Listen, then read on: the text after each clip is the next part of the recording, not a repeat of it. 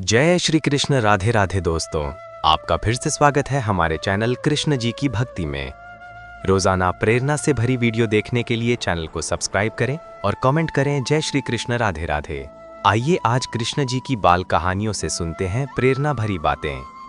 व्रजभूमि की मंद मंद बहती हवाओं के बीच, जहां यमुना की लहरें भी अपनी गति को रोककर नंदलाल के चरणों को निहारने के लिए झुक जाती थीं, वहीं जन्मी थी वे महान कथाएं जो आज भी मानव जीवन को दिशा देती हैं। बाल कृष्ण की लीलाएं केवल बच्चों के मनोरंजन के लिए नहीं थीं, वे प्रत्येक मनुष्य के भीतर छिपे साहस, करुणा, सत्य और संकल्प को जागृत करने के लिए थीं। उनके हर कदम में एक संदेश था, कभी हंसी के रूप में, कभी खेल में, कभी अत्याचार के विरुद्ध खड़े होने के साहस में और कभी जीवन के गहरे अंधेरों में प्रकाश खोजने की प्रेरणा में। ब्रज के लोग तो उन्हें अपना बालक मानते थे, परंतु उनकी हर बाल क्रीड़ा में जीवन का रहस्य छिपा था। मानो भगवान स्वयं मनुष्य रूप में आकर मनुष्यों को जीवन जीना सिखा रहे हों। वही दिव्य कथा, वही प्रेरणा, वही आनंद मैं यहाँ आपके लिए एक लंबी बहती हुई धारा की तरह प्रस्तुत कर रहा हूँ, ताकि आपकी आत्मा श्री कृष्ण की बाल लीलाओं से भर जाए और आपका मन एक नई रोशनी, नया उत्साह और जीवन के प्रति नई ऊर्जा से परिपूर्ण हो जाए। आइए आज कृष्ण जी की बाल कहानियों से सुनते हैं प्रेरणा भरी बातें। ब्रजभूमि की मंद मंद बहती हवाओं के बीच, जहां यमुना की लहरें भी अपनी गति को रोककर नंदलाल के चरणों को निहारने के लिए झुक जाती थीं, वहीं जन्मी थी वे महान कथाएं जो आज भी मानव जीवन को दिशा देती हैं। बाल कृष्ण की लीलाएं केवल बच्चों के मनोरंजन के लिए नहीं थीं, वे प्रत्येक मनुष्य के भीतर छिपे साहस, करुणा, सत्य और संकल्प को जागृत करने के लिए थीं। उनके हर कदम में एक संदेश था, कभी हंसी के रूप में, कभी खेल में, कभी अत्याचार के विरुद्ध खड़े होने के साहस में और कभी जीवन के गहरे अंधेरों में प्रकाश खोजने की प्रेरणा में। ब्रज के लोग तो उन्हें अपना बालक मानते थे, परंतु उनकी हर बाल क्रीड़ा में जीवन का रहस्य छिपा था। मानो भगवान स्वयं मनुष्य रूप में आकर मनुष्यों को जीवन जीना सिखा रहे हों।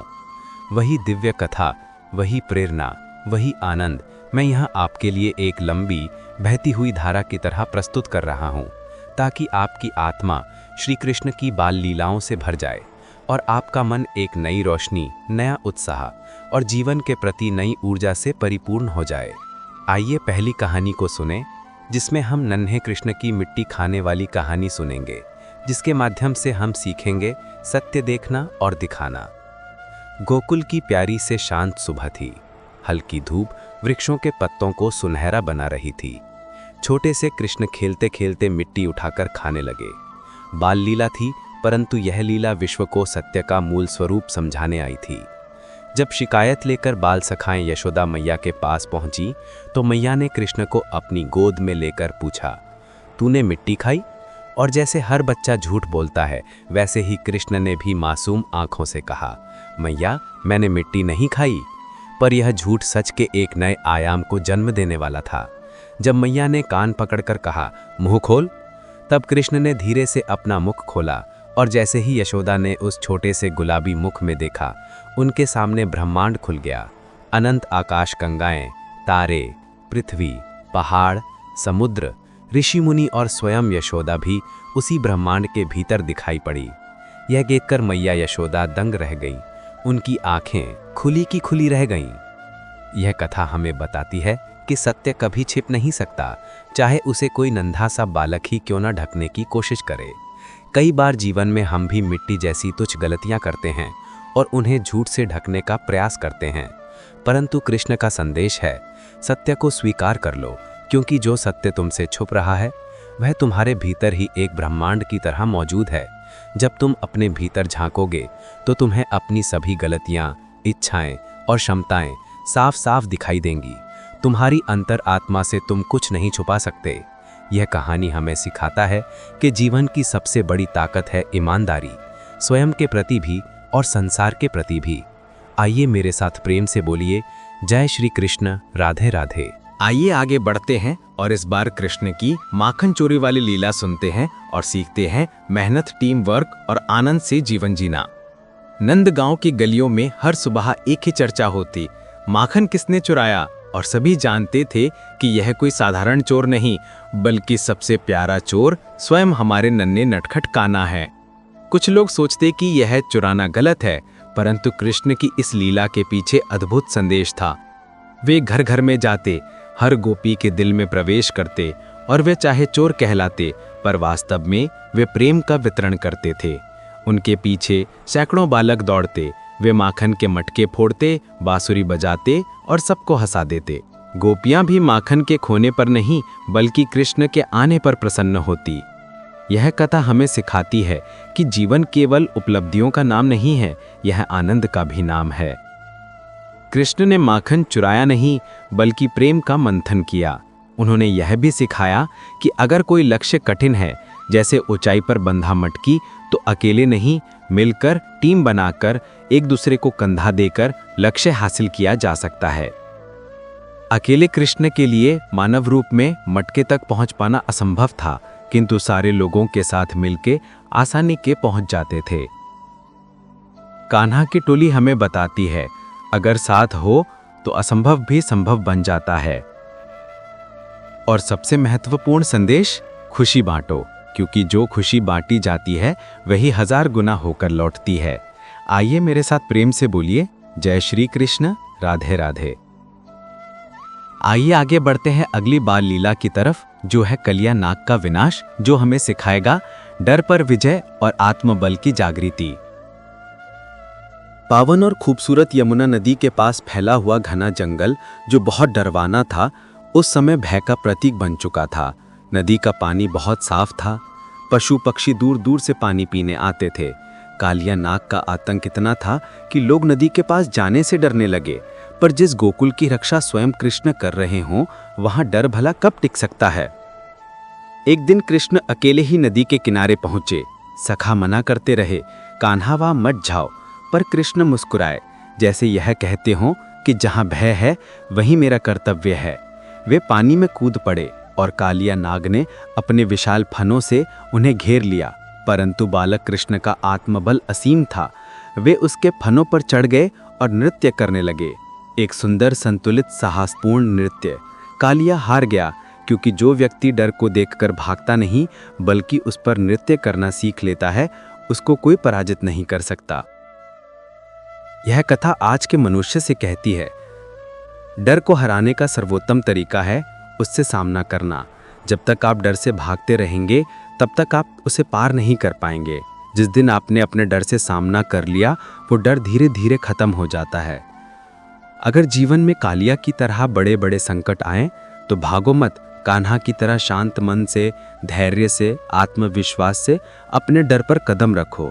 तुम देखोगे कि जो चीज तुम्हें डराती थी, वही तुम्हारी शक्ति बन जाएगी। आइए मेरे साथ प्रेम से बोलिए, जय श्री कृष्ण, राधे राधे। अब सुनते हैं गोवर्धन लीला।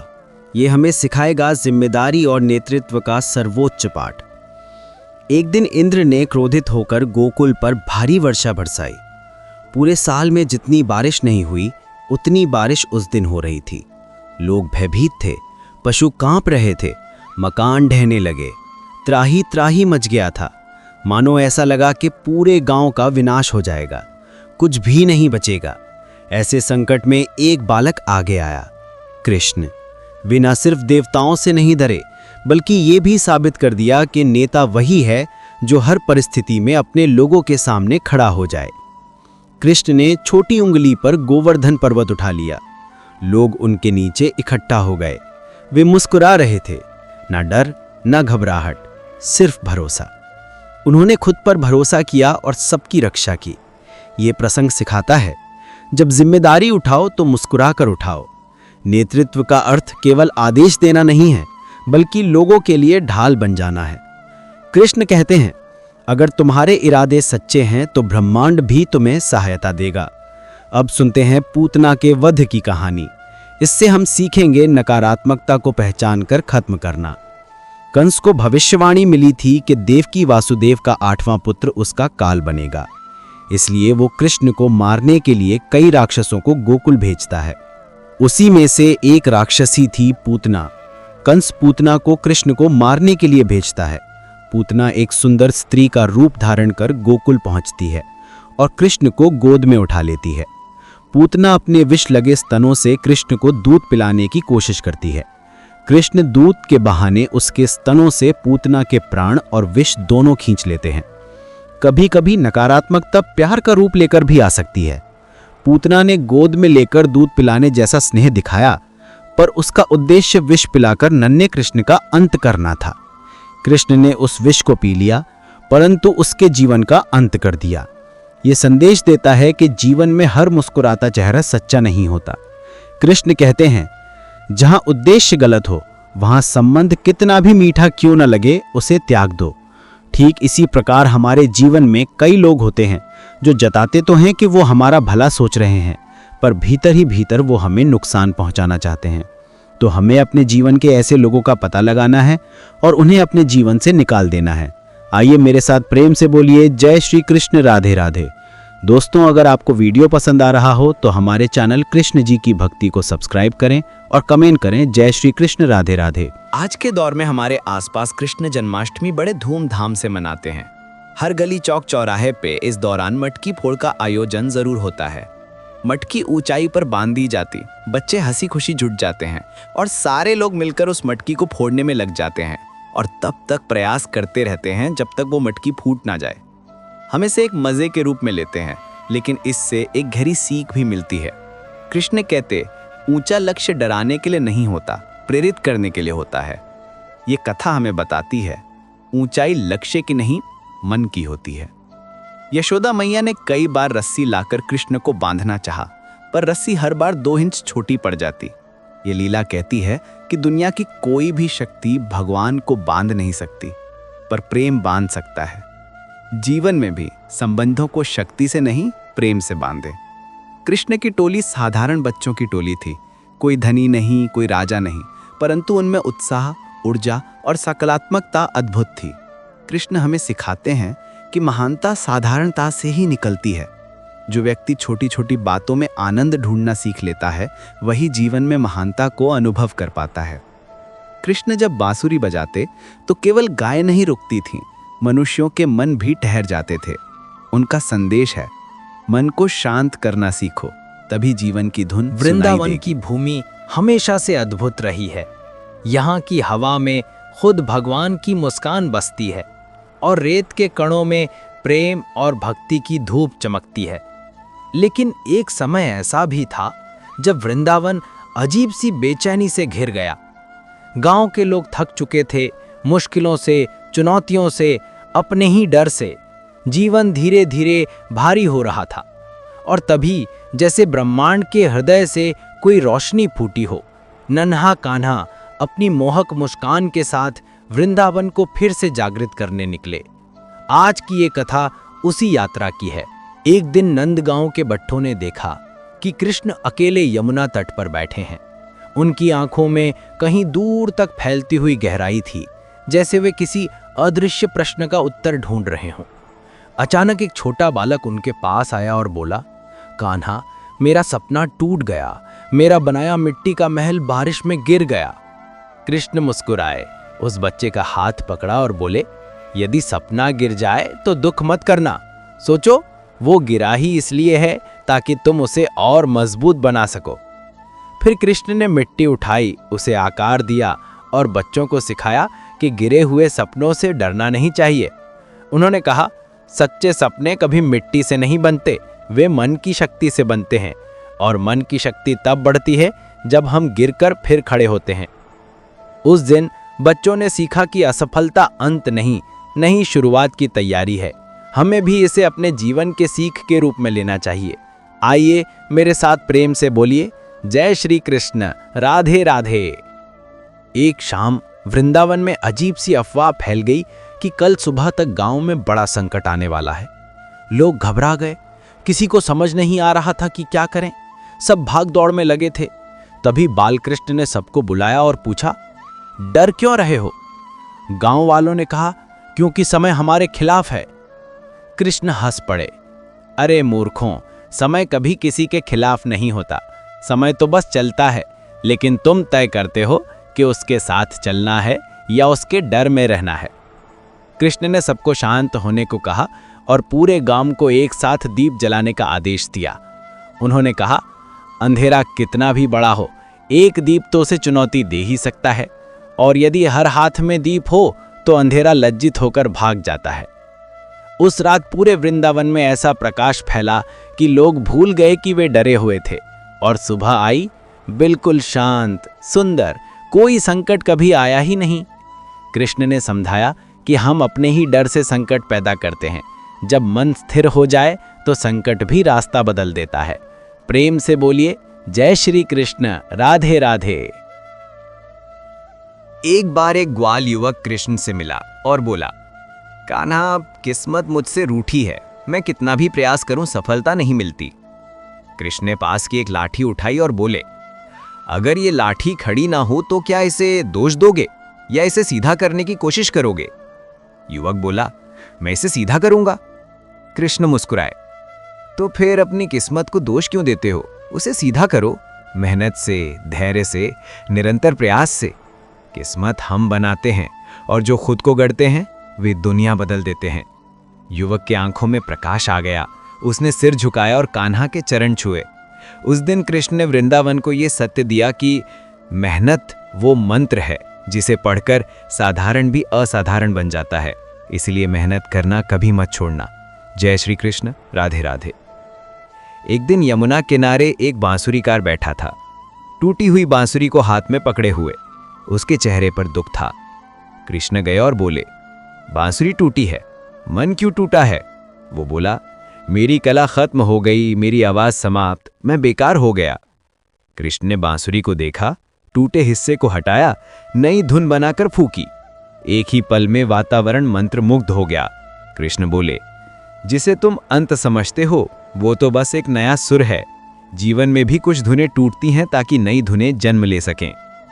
ये बात उस बांसुरीकार के साथ साथ हर उस इंसान के दिल तक पहुंची जो जीवन में कभी टूट चुका था। इस सीख को अपने जीवन में जिस इंसान ने उतार लिया उसका कल्याण तय है। वृंदावन के एक लड़के को अपने बल पर बहुत घमंड था। वो कहता, मैं सबसे तेज हूं, सबसे ताकतवर हूं, मुझे कोई नहीं हरा सकता। कृष्ण उसके पास गए और बोले, चलो दौड़ लगाएं। लड़का हंस पड़ा, तुम क्या मेरी बराबरी करोगे? दौड़ शुरू हुई और आधे रास्ते में लड़का गर्व से पीछे मुड़कर देखने लगा कि कृष्ण कितने दूर हैं। लेकिन कृष्ण तो आगे निकल चुके थे, क्योंकि वे पीछे कभी नहीं देखते। कृष्ण बोले, जीत हमेशा आगे देखने वालों को मिलती है। जो पीछे मुड़कर अपनी ही प्रशंसा देखने लगता है उसका कदम धीमा पड़ जाता है। उस दिन लड़के ने घमंड को छोड़ा और विनम्रता अपनाई। हमें भी अपने जीवन में विनम्र होना चाहिए। जय श्री कृष्ण, राधे राधे। एक बुजुर्ग महिला गांव में अकेली रहती थी। वो दुखी थी क्योंकि उसे लगता था कि उसकी उम्र बीत गई और उसका जीवन अब व्यर्थ है। कृष्ण उससे मिलने गए और बोले, तुम क्यों दुखी हो माँ? वो बोली, मेरे पास देने को कुछ नहीं बचा, मेरे पास करने को कुछ नहीं। कृष्ण ने उसका हाथ पकड़कर कहा, जब तक मन में प्रेम है तब तक देने को बहुत कुछ है। जब तक जीवन है करने को अनगिनत अवसर हैं। उम्र कभी भाता नहीं बनती, मन बनता है। महिला रो पड़ी। उस दिन वृंदावन में एक नई ऊर्जा आई कि आशा कभी बूढ़ी नहीं होती। जय श्री राधे कृष्ण, राधे राधे। गोकुल की पावन भूमि पर जब नन्हे कृष्ण ने आंखें खोली तो संसार को पता भी नहीं था कि ये बालक आने वाली पीढ़ियों का मार्गदर्शक, प्रेरणा का अवतार और जीवन की प्रत्येक कठिनाई में प्रकाश देने वाले सत्य का दीपक बनेगा। नंदलाल के रूप में जन्म लेकर उन्होंने पहले ही पल से संसार को ये संदेश दिया कि महानता जन्म से नहीं बल्कि कर्मों से बनती है, और वो भी ऐसे कर्म जो प्रेम, करुणा, साहस और धैर्य से भरे हों। बाल कृष्ण की लीलाओं में सबसे बड़ा संदेश ये था कि चाहे जीवन कितना भी सरल या कठिन क्यों ना हो, खेलते खेलते भी व्यक्ति संसार में प्रकाश फैला सकता है। एक दिन गोकुल में एक दुष्ट बछड़ा अरासुर छिपकर आता है और नंद बाबा की गायों को नुकसान पहुंचाने का प्रयास करता है। आमतौर पर सारी गौ एक साथ शांतिपूर्वक रहते थे, लेकिन उस दिन गायों के झुंड में अफरा तफरी मची थी। सारे लोग ऐसा देख अचंभित और भयभीत हो रहे थे। तभी वो खेलते खेलते श्री कृष्ण अपने दोस्तों के साथ पहुंचे। कृष्ण ने अपनी दिव्य नजरों से गायों के उस झुंड में से उस असुर को पहचान लिया जो बछड़े का रूप धारण करके आया था। छोटे कृष्ण ने ये देखकर उसे खेलने का बहाना किया और सही समय पर उसे पकड़कर परास्त कर दिया। ये लीला संसार को ये बताती है कि चाहे समस्या कितनी भी भयंकर क्यों न लगे, उसे क्रोध में नहीं बल्कि बुद्धि और साहस से हल करना चाहिए।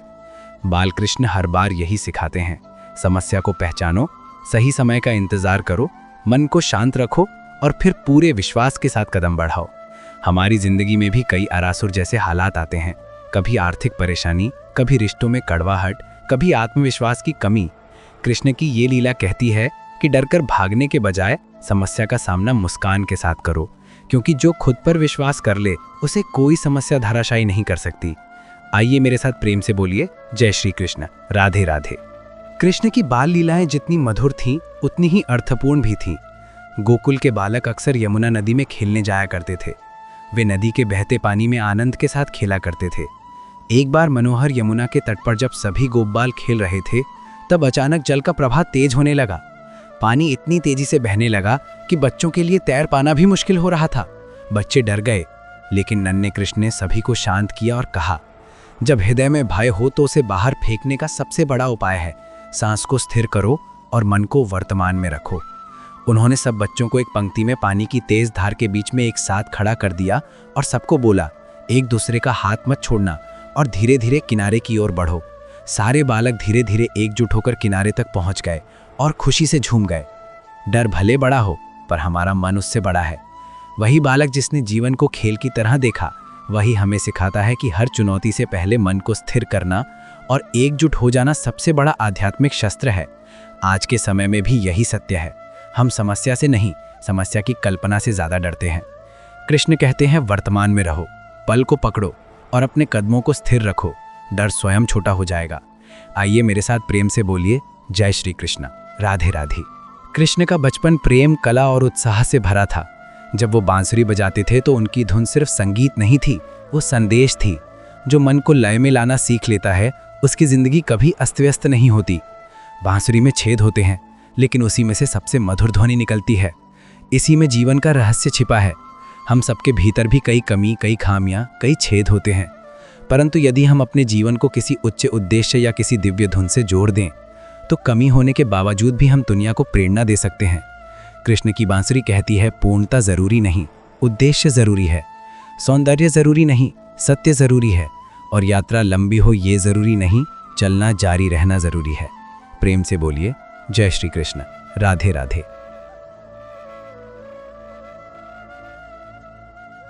श्री कृष्ण के माखन चोही को अगर एक सिख के रूप में कुछ इस प्रकार समझना चाहिए। माखन शुद्धता का प्रतीक है। वो मेहनत, धैर्य और परिश्रम से बनता है, लेकिन कृष्ण उसे चुराकर ये सिखाते हैं कि यदि आपका मन ईमानदार है तो वह जीवन की माखन अर्थात सफलता को आकर्षित कर सकता है। वो बताते हैं कि जो मेहनत से बना है उसे पाने के लिए बुद्धि और साहस चाहिए। हर मनुष्य का जीवन माखन मथन जैसा है। पहले कठिनाइयाँ, फिर संघर्ष, फिर चर्निंग प्रक्रिया और उसके बाद शुद्ध सफलता।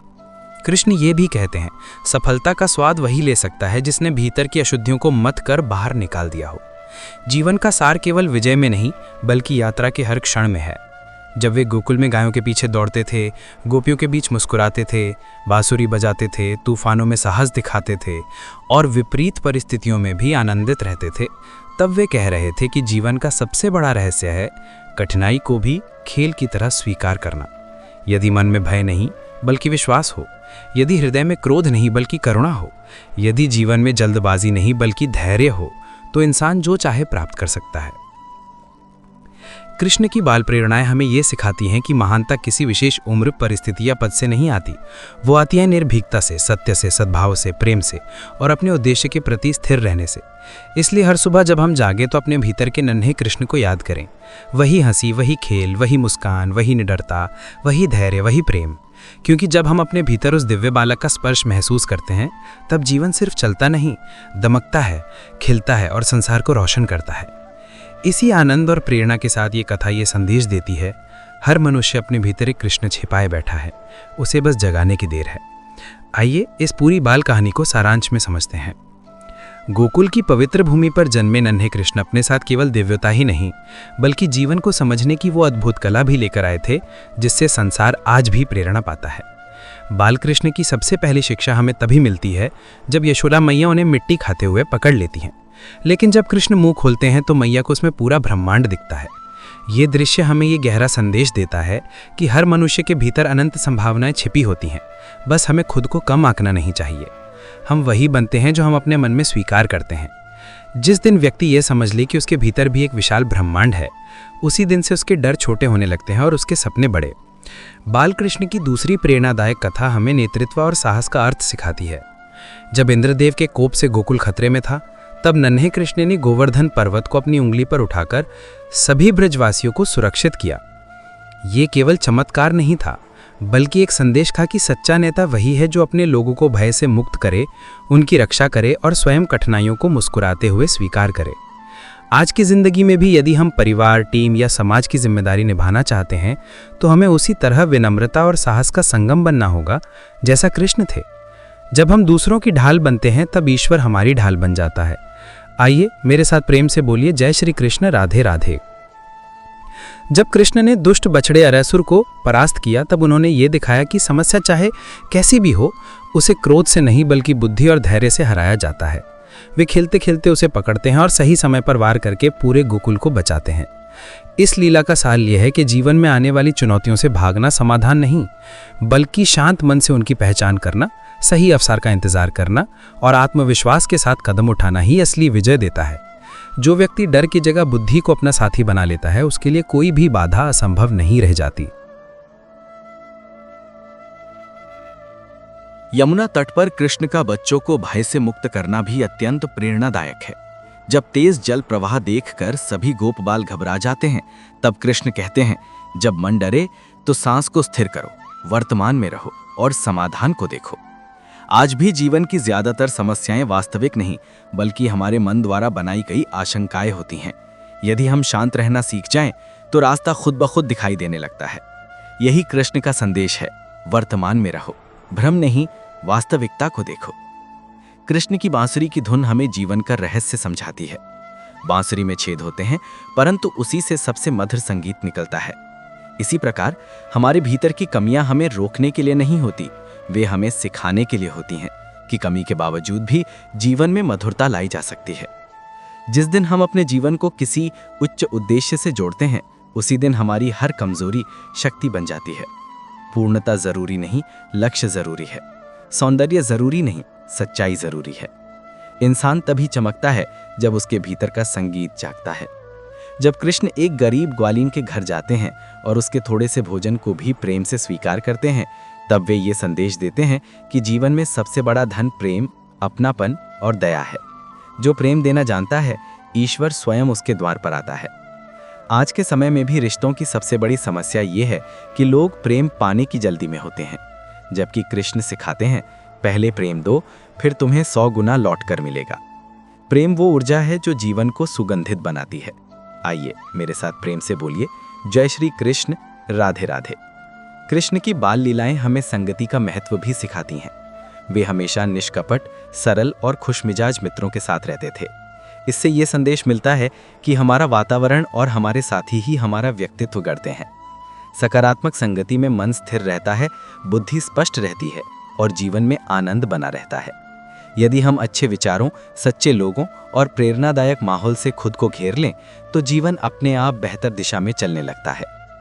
समग्र रूप से कृष्ण का बाल रूप हमें ये सीख देता है कि जिंदगी का वास्तविक आनंद विजय में नहीं, बल्कि यात्रा में है।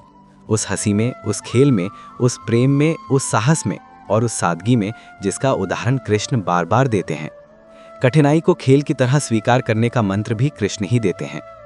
उनका जीवन बताता है कि मन में विश्वास हो, हृदय में प्रेम हो, कर्म में निस्वार्थता हो और दृष्टि सकारात्मक हो, तो व्यक्ति जीवन को सिर्फ जीता नहीं, बल्कि जगमगाता है। एक ग्वालबाल बार बार कुश्ती में हार जाता था। वह कृष्ण से मिला और बोला, मुझे शक्ति चाहिए, वरना मैं जीत नहीं सकता। कृष्ण ने उससे कहा, तुम्हें शक्ति नहीं चाहिए, तुम्हें विश्वास चाहिए। जिसकी सांसों में हार का डर हो, उसकी बाजुओं में जीत की ताकत कैसे आएगी? उन्होंने उसका हाथ पकड़कर कहा, पहली जीत हमेशा मन की होती है। मन जीता तो दुनिया जीती। यह वाक्य वृंदावन में अमर हो गया। कथा के अंत में कृष्ण ने सबको एक वृक्ष के नीचे बुलाया। कृष्ण ने कहा, जीवन बहुत सरल है, पर लोग उसे कठिन बना देते हैं। डर से, शंका से, अहंकार से और अपने ही मन के तूफानों से। सुन लो, जो प्रेम करता है वो जीतता है, जो मेहनत करता है वो बढ़ता है, जो विनम्र रहता है वो सम्मान पाता है, और जो सत्य के मार्ग पर चलता है उसे कोई हिला नहीं सकता। वृंदावन की हवाएं रुक गई, जैसे वे भी कृष्ण की वाणी सुन रही हो, और वहीं से शुरू हुई वह प्रेरणा जो आज तक हर दिल में जगती है। आइए मेरे साथ कुछ पल अपने मन को शांति प्रदान करें और राधे कृष्ण का स्मरण करें। जय श्री कृष्ण, राधे राधे। जय श्री कृष्ण, राधे राधे। जय श्री कृष्ण, राधे राधे। जय श्री कृष्ण, राधे राधे। जय श्री कृष्ण, राधे राधे। जय श्री कृष्ण, राधे राधे। जय श्री कृष्ण, राधे राधे। जय श्री कृष्ण, राधे राधे। जय श्री कृष्ण, राधे राधे। जय श्री कृष्ण, राधे राधे। दोस्तों, अगर वीडियो अच्छा लगा हो तो हमारे चैनल को सब्सक्राइब करें और कमेंट करें। जय श्री कृष्ण, राधे राधे।